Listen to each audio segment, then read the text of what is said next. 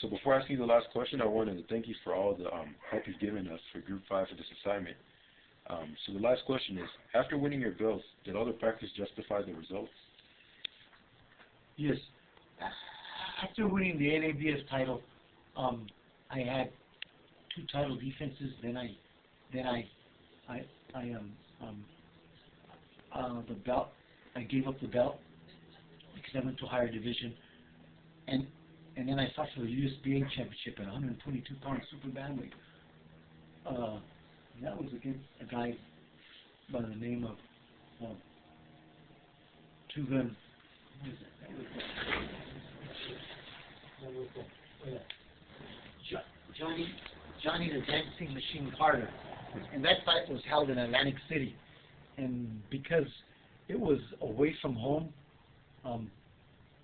well, I felt really, it was like a much higher stake, being that we were flying all the way over there and fighting in his hometown to fight Johnny Machine Gun Carter in Atlantic City. And but I was ready. It was sponsored by, the promoter was Sylvester Stallone. They called it Eye of the Tiger. And so it was a big fight, and it was on one of the first cable network stations of Select TV or something like that. So it was a big fight, and I knew that it was televised back home. So I went into it with all the confidence in the world. And well, he beat me for the first 4, 5, 6 rounds. Then my trainer, Doug Huntley, told me after the 6th round, coming back from the 6th round, he said, "How are you feeling?" And I said, "I'm feeling great." He said, "Well, you don't look great." He says, "You're going to get out there and take this guy and win the next 6 rounds because you're losing the fight."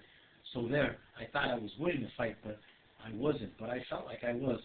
And then there, I turned it up to the next level and almost dropping Johnny Machine Gun Carter.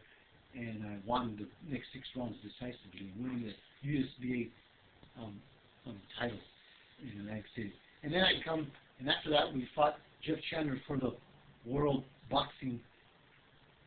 Well, we fought Jeff Chandler, and he didn't want to put up his belt for the WBC Championship of the World, or WBA Championship of the World, but it was on ABC Wild World Sports. Howard Cosell had just left ABC, and it was Chris Shingo. He was doing the commentating there, but it was on ABC Wild World Sports, and I got a little taste of the victory of glory and the agony of defeat by beating Chandler the first time I beat Chandler, and I gave him his first loss after 11 title defenses that he had, and I gave him his first loss, and walking away with that, coming back home, I felt like the champion of the world, being greeted by over 300 people at the LAX airport coming home. But I still had to go back there to Atlantic City and fight him for his belt, because he wanted to fight me for the title this time, now that I had beat him. And I went back there, and I lost on a cut. It was a close fight, but coming into the seventh round, I lost on the cut over the right eye. It was bleeding too much, and they had stopped it.